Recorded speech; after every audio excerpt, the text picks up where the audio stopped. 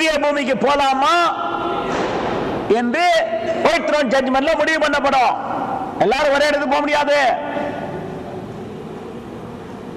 இயேசுவை ஏற்றுக்கொண்ட பிறகு நம்முடைய வாழ்க்கை எப்படி இருந்தது என்பதை வைத்துத்தான் நமக்கு ஜீவ கிரீடத்தை கொடுக்கலாமா, நீதியின் கிரீடத்தை கொடுக்கலாமா, மகிமையின் கிரீடத்தை கொடுக்கலாமா, வெண்வஸ்திரம் கொடுக்கலாமா, மன்னா கொடுக்கலாமா, குறிகள் கொடுக்கலாமா, செங்கோல் கொடுக்கலாமா, இருப்புக்கோல் கொடுக்கலாமா? நல்லா கவனிக்க வேண்டும். இதெல்லாம் பொதுவான ரட்சிப்பை வச்சு முடிவெடுக்கிறது இல்ல. இரண்டாவது நிகழ்கால ரட்சிப்பு பூரண ரட்சிப்பை வைத்துதான் முடிவெடுக்கப்படும். இது கிறிஸ்தவத்தில் 100 பேர்ல, குறிப்பா பெண்டிகாஸ்டல்ல 100 பேர்ல 99 பேருக்கு இது தெரியும். அதனால எல்லாரும் சொல்றது, நீங்க ரட்சிக்கப்பட்டா போதும், அப்புறம் ஞானஸ்நானம் எடுத்தா போதும், அப்புறம் அந்நிய பாஷையை பேசினா போதும், அப்புறம் உங்களை எங்க சபை எங்க கூட்டிட்டு போகும்? எங்க? அதுக்கு வேதத்தில் என்ன கிடையாது? ஆதாரம். அதனால தெளிவா விளங்கிக் கொள்ள வேண்டும். சரியா? நிகழ்கால ரட்சிப்புல நான் பாவம் செஞ்சேன், இப்ப என்ன பண்றது? அதுக்கு தான் ஒரு பூவை வச்சிருக்கிறார் ஆண்டவர். என்ன பூ? என்ன பூ? மன்னிப்புன்னு ஒண்ணு வச்சிருக்கிறார். அந்த காரியத்துல மனம் திரும்பி என்ன கேட்கணும்? மன்னிப்பு கேட்கணும். சரி, இன்னைக்கு மன்னிப்பு கேட்டுட்டேன், மறுபடியும் அடுத்த வாரம் அதை செய்யறேன், மறுபடியும் மனம் திரும்பி என்ன கேட்கணும்? மன்னிப்பு கேட்கணும். மனம் திரும்பி செட் பண்ணி போயிட்டு இருந்தா பார்டர் மார்க் எடுத்து பாஸ் பண்ணி அட்லீஸ்ட் என்ட்ரியாவது பண்ணலாம். ஆனா என்ன போயிடும்? எல்லாம் கிரீடங்கள் எல்லாம் போயிடும். திரும்ப திரும்ப தப்பு பண்ணிட்டு மன்னிப்பு கேட்டுட்டே இருந்தா இரண்டாவது பகுதியில எது கிடைக்காது? கிரீடங்கள் கிடைக்காது. எங்கேயாவது தூரமா மூலையில நின்று இயேசுவை பார்க்க வேண்டியதான். இயேசு எங்க இருப்பாரு? டெல்லியில உட்கார்ந்து இருப்பாரு. இங்க இருந்து எட்டி எட்டி பார்க்க வேண்டியதான் முடிஞ்சா. இயேசு பக்கத்துல போடுமானால் பரலோகத்தில் இருக்கிற என் பிதாவின் சித்தத்தின்படி செய்யும். அப்ப 21 சித்தம் புதிய ஏற்பாடுல இருக்கு. அதான் படிச்சு செய்யணும். அதை படிச்சு செய்யற பேரு தான் வேத வாக்கியங்களை. அதான் சத்தியம் பல்கலைக்கழகம் சொல்லுது. வேத ஆராய்ச்சி பாருங்கப்பா, இப்படி பண்ணுங்க, இப்படி பண்ணுங்கம்மா, இது நல்லது. இப்படி பொதுவான ரட்சிப்பை பெற்று பூரணமான ரட்சிப்பை பெற்று ஒரு மனிதன் மரிக்கும் பொழுது, ஒரு ஆண்டுடைய பிள்ளை மரிக்கும் போது, அவன் ஆவி எங்க போகுது? தேவனிடத்தில். அவருடைய சரீரம் மண்ணுக்கு போய் விடுகிறது. அவருடைய ஆத்மா கீழான பிரதேசத்தில் போய் இளைப்பாறு கொண்டிருக்கிறது. அப்படி இருக்கும்போது பரலோகம் போக மாட்டாங்க. பவுலும் பேதுருவும் கீழே தான் இருக்கிறாங்க, மேல இல்ல. ஆனானப்பட்ட பவுலே, ஆனானப்பட்ட சாது சுந்தர் சிங்க கீழே தான் இருக்கிறாங்க, இளைப்பாறுதல் பண்ணி கொண்டிருக்கிறாங்க. இரண்டாவது வருகைக்கு காத்திருக்கிறாங்க. இனி இயேசு இரண்டாவது வருகையில வரும்போதுதான்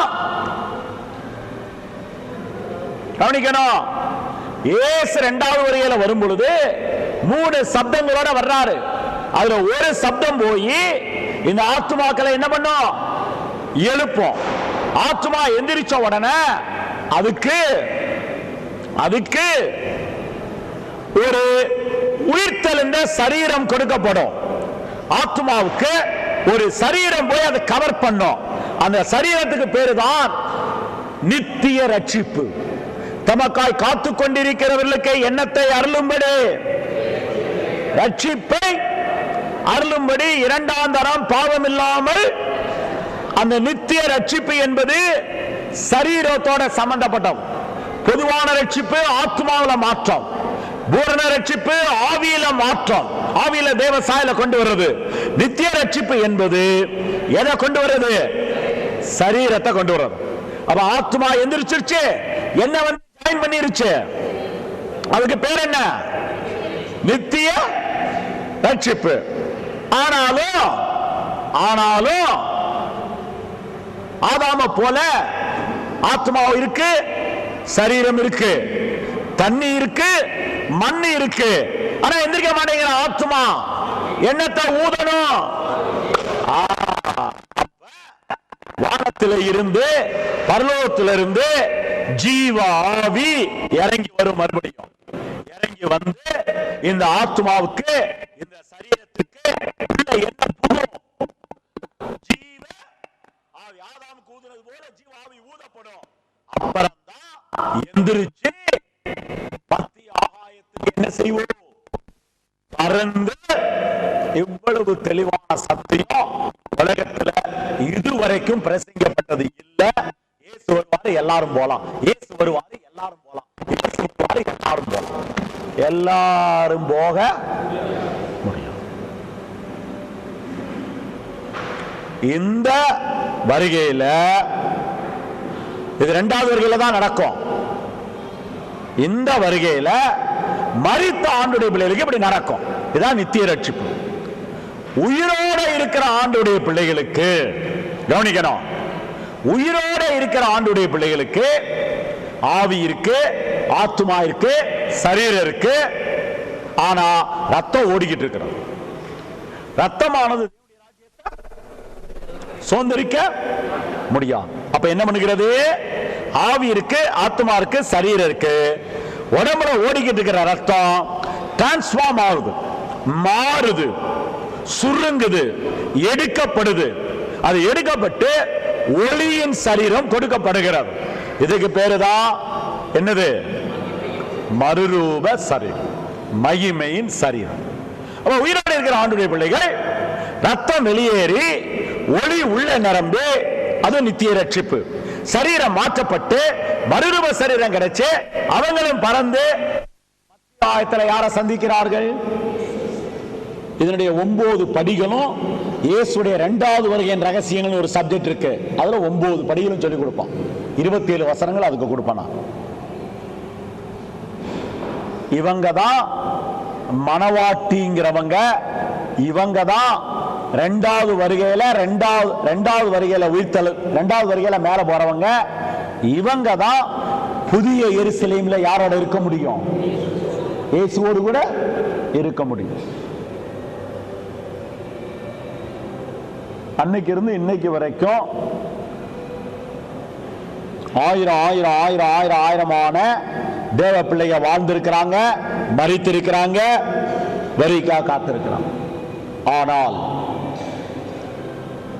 இயேசுடைய இரண்டாவது வருகையில உயிர்த்தெழுதல்ல 2,88,000 மாத்திரம் தான் எந்திரிப்பாங்க. ரொம்ப லிமிட்டட் கணக்கு. பல கோடி மக்கள் இருக்கிறாங்க ஆண்டுடைய பிள்ளைங்க. எத்தனை பேர் மாத்திரம் தான் எந்திரிப்பாங்க? 2,88,000. வெளிப்படுத்தல் 7ல வருகிற 1,44,000, வெளிப்படுத்தல் 14ல வருகிற 1,44,000, மொத்தம் 2,288,000 கூட்டினா என்ன வருது?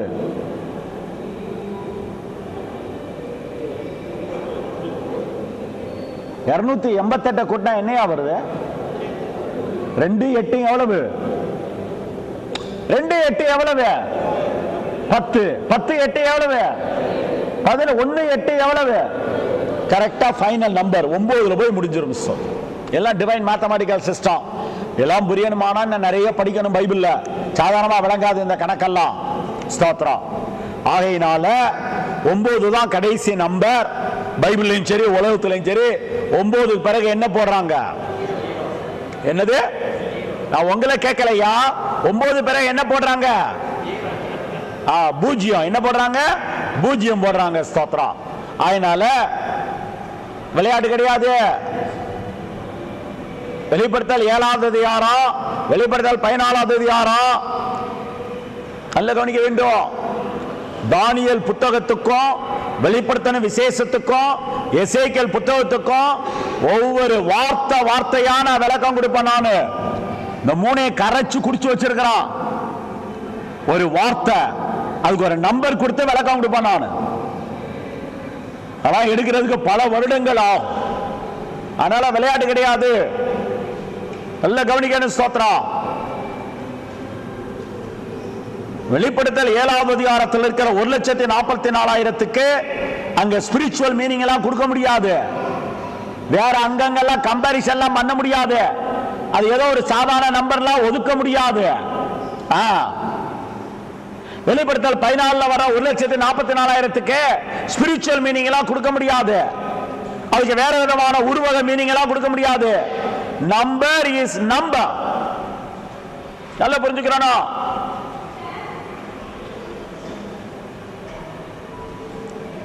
நித்தியத்தில் 3 கூட்டம் இருக்கும். ஒன்னு இந்த 1,44,000, இன்னொரு 1,44,000, மூணாவது திரளான ஜனங்களிலும் ஜாதிகளிலும் கோத்திரங்களிலும் வந்த திரளான மீட்கப்பட்ட ஜனங்கள் மூணாவது குரூப். சோ மூணாவது குரூப்ல இருக்கணுமா? ரெண்டாவது குரூப்ல இருக்க முடியாது. ஸ்தோத்திரம். ஆஃப் கோர்ஸ் அது பழைய ஏற்பாட்டில் இஸ்ரவேலர்களுடைய நம்பர் 1,44,000. நமக்கு லிமிட் எவ்வளவுதான்? 1,44,000 தான். நல்ல கவனிக்க வேண்டும். 144 விளையாட்டு கிடையாது. அதனால்தான் வெளிப்படுத்தின விசேஷம் 21ல புதிய எருசலேமினுடைய அளவு எவ்வளவு? 140. வெளிப்படுத்தின விசேஷம் 21வது அதிகாரம் 21, 14, 16, 17.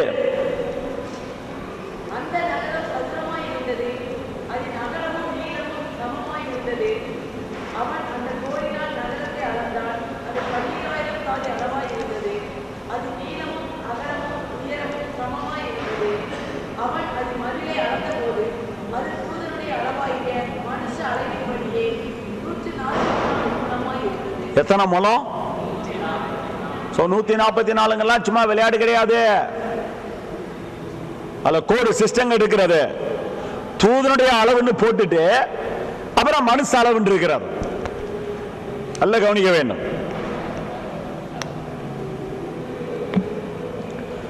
தூதனுடைய அதுல யார் அளக்கிறது? அது ஒரு பெரிய சப்ஜெக்ட். மணிக்கணக்காக நேரம் இல்லை.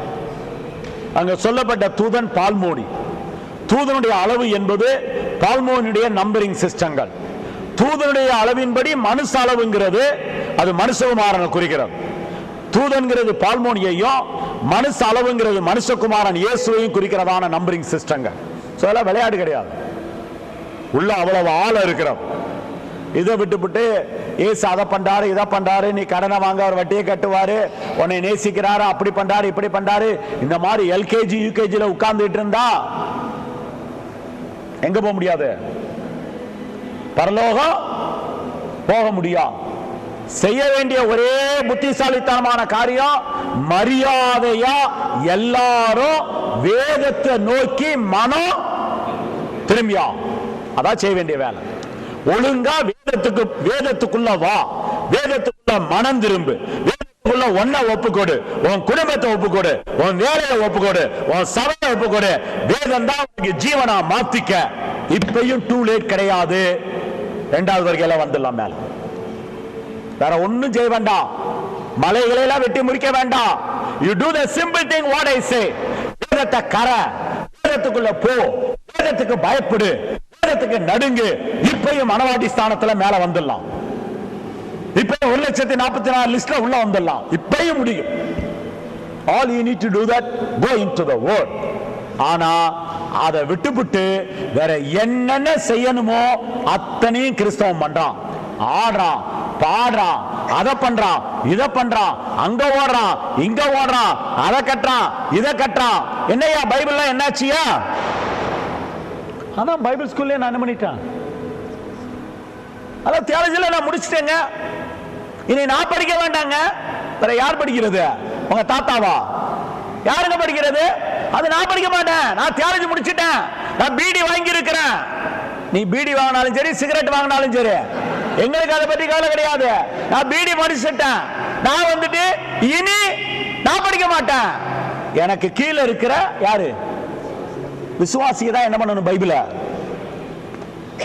பைபிள்ங்கிறது சாப்பாடு. நீ பைபிள் காலேஜில் படிச்சதெல்லாம் கரெக்ட் கிடையாது. சாகிற வரைக்கும் சாப்பாடை என்ன பண்ணணும்? சாப்பிட்டுட்டே இருக்கணும், இல்லைன்னா செத்து போயிடுவேன். பைபிள்ங்கிறது தண்ணீர். சாகர வரைக்கும் என்னத்தை குடிச்சுக்கிட்டு இருக்கணும்?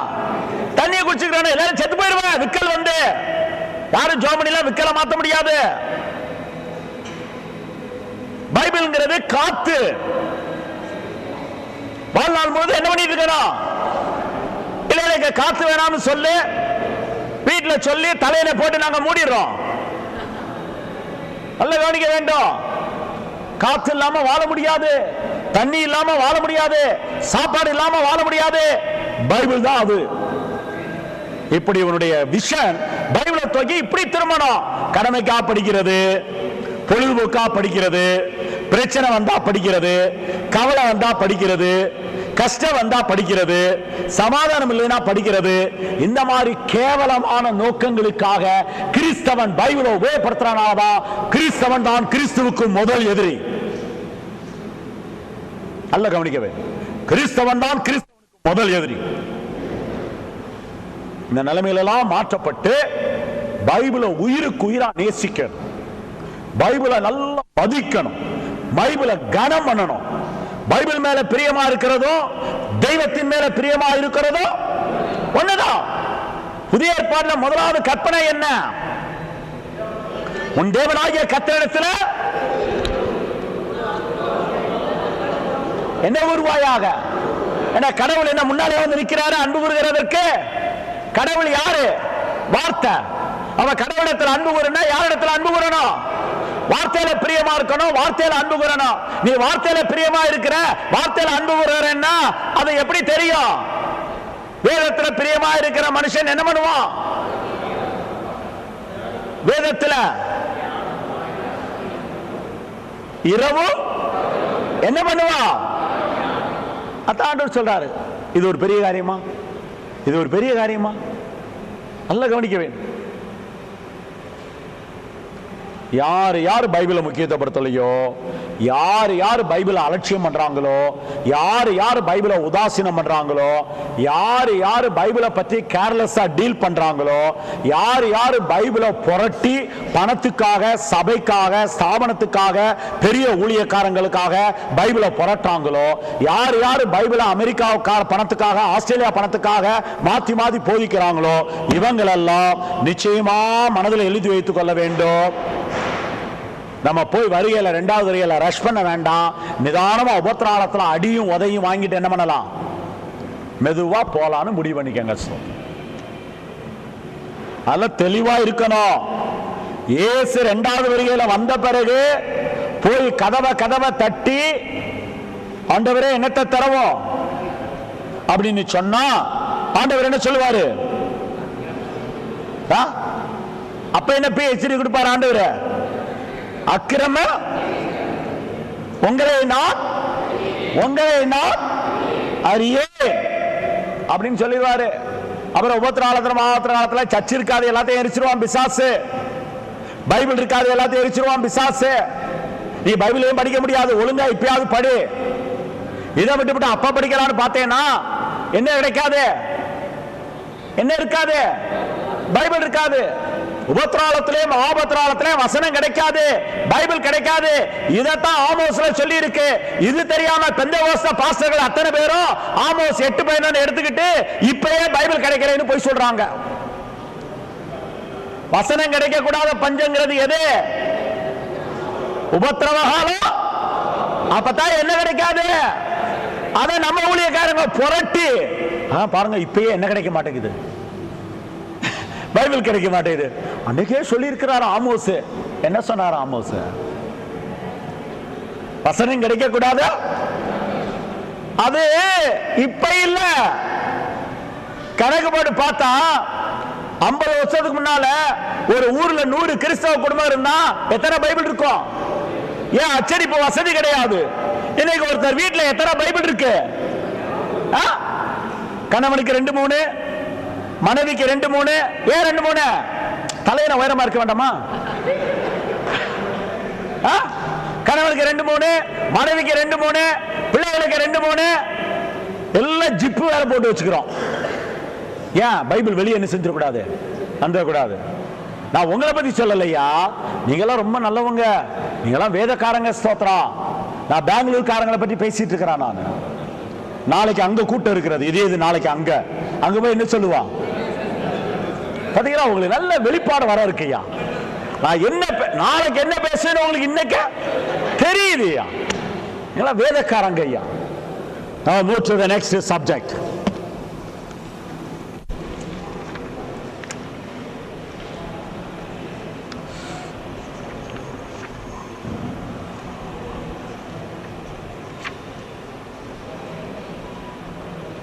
எத்தனை சப்ஜெக்ட் சொன்னா?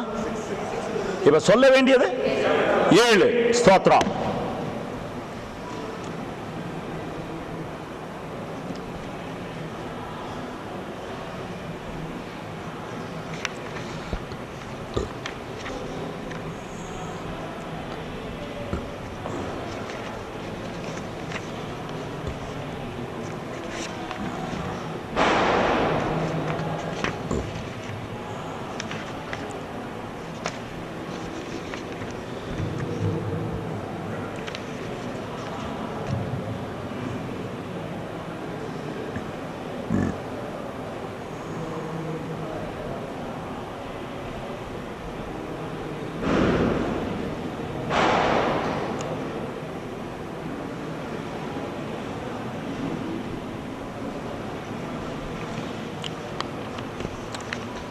The secrets of the truth.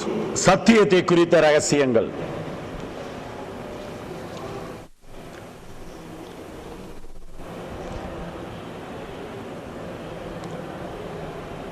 ஏன் ரட்சிப்பு கர்த்தாப்புல சத்தியத்தை சொல்றோம்? எல்லா மனுஷரும் ரட்சிக்கப்படவும் சத்தியத்தை அறிகின்ற அறிவை அடையவும் தேவன் என்னவா இருக்கிறார். இங்கதான் சத்தியம் பல்கலைக்கழகம் உள்ள நுழையுது இந்த சப்ஜெக்ட்ல. சத்தியத்தை குறித்த ரகசியங்கள். The secrets of the truth. A1.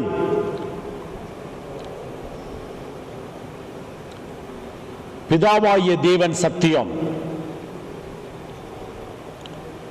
ஏசாயா 65:16, யோவான் 7:28, யோவான் 8:26. A2. குமாரனாகிய இயேசு சத்தியம்.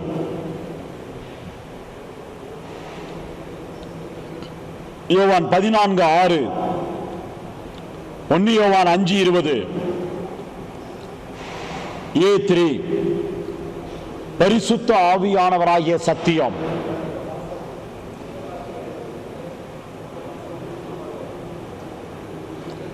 குமாரனுக்கா? பிதாவாகிய தேவன் சொன்னா ஏசாயா 65:16, யோவான் 7:28, யோவான் 8:26. குமாரனாகிய இயேசு சத்தியம். யோவான் 14:6, 1 யோவான் 5:20. பரிசுத்த ஆவியானவராகிய சத்தியம். யோவான் 16:13, யோவான் 14:17, 14:17. 1 யோவான் 5:6, 1 John 5:6.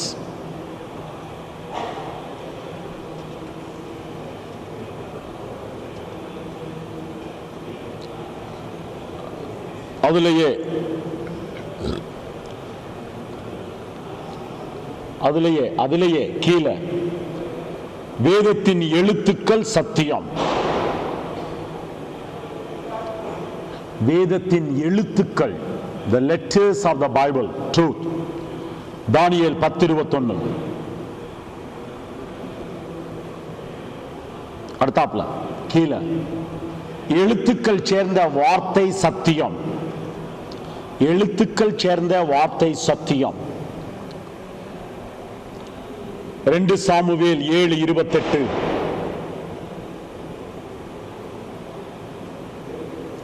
2 சாமுவேல் 7:28.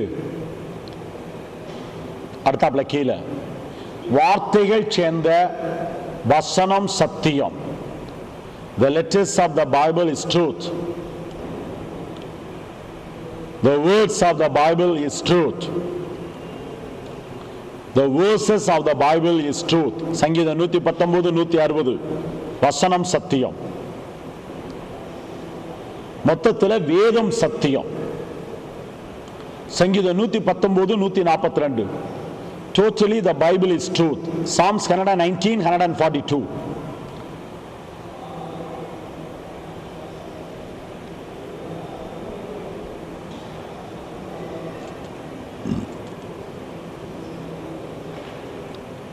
B1.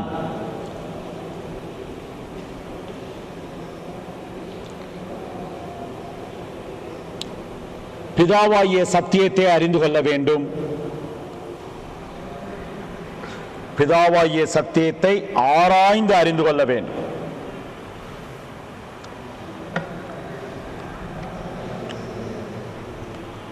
யோவான் 17:3,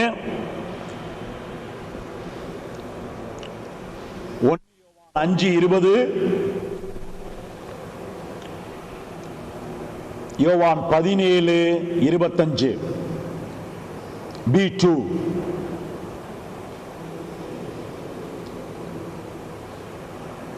இயேசுவாகிய சத்தியத்தை ஆராய்ந்து அறிந்து கொள்ள வேண்டும்.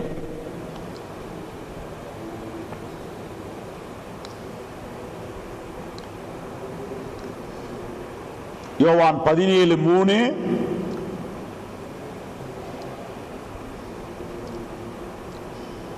பிலிப்பியர் 3:8,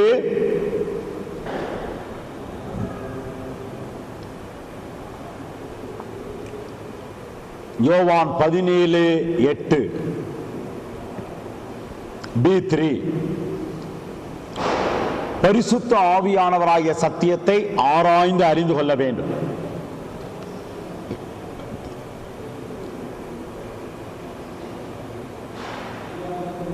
யோவான் 14:17, யோவான் 14:26,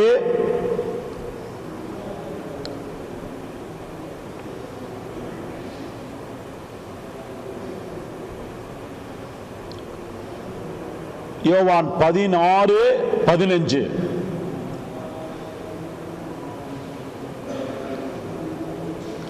C1.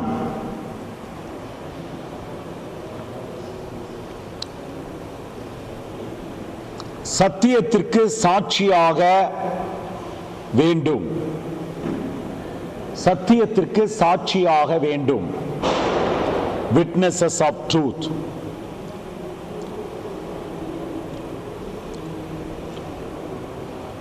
யோவான் 12வது வசனம். வெளிப்படுத்தல் 2:13வது வசனம். அப்போஸ்தலர் 1:8வது வசனம். C2. சத்தியத்திலே நடக்க வேண்டும். Walkers of truth.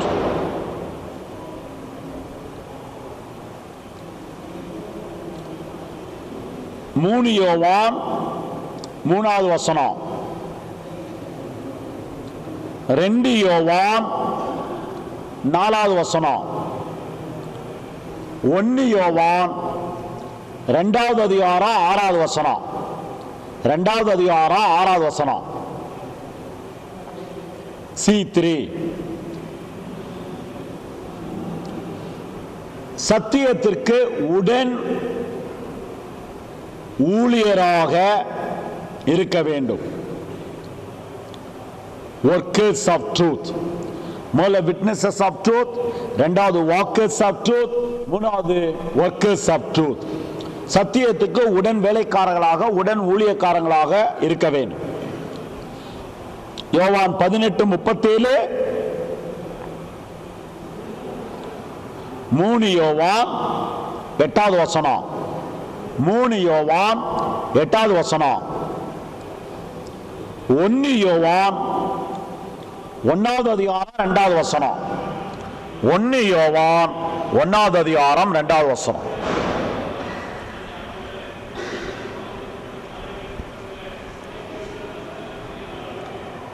இதுக்குள்ள எல்லாமே அடங்கி போச்சு. நம்ம பிடிஹெச், எம்டிஹெச், பிஹெச்டில வருகிற கிட்டத்தட்ட 250 சப்ஜெக்டுகள், மொத்தம் 300 சப்ஜெக்டுகள்ல 250 சப்ஜெக்டுகள் இந்த சத்தியத்தின் ரகசியங்களுக்குள்ள அது வந்துடும். ஆசீர்வாதம், சோதனைகள், பாடுகள், உபத்திரவங்கள் எல்லாம் வந்துடும். சோ இதை ரொம்ப டீட்டெயிலா கொடுக்க முடியாது. மொத்தத்தில் இயேசுவானவர் மூலமா, பிதாவா ஆவியானவர் மூலமா எதை அறிந்து கொள்ள வேண்டும்? எதை? சத்தியங்கிறது என்னது? டாக்டரின் கிடையாது. பெண்டிகாஸ்டல்ல சொல்லுவாங்க, அந்த சபைக்கு போகாதீங்க, அங்க என்ன சரியில்லை. என்னையா சத்தியம் சரியில்லை? அங்க ஞானஸ்தான சத்தியம் சொல்ல மாட்டேங்கிறாங்க. நல்ல கவனிக்க வேண்டும்.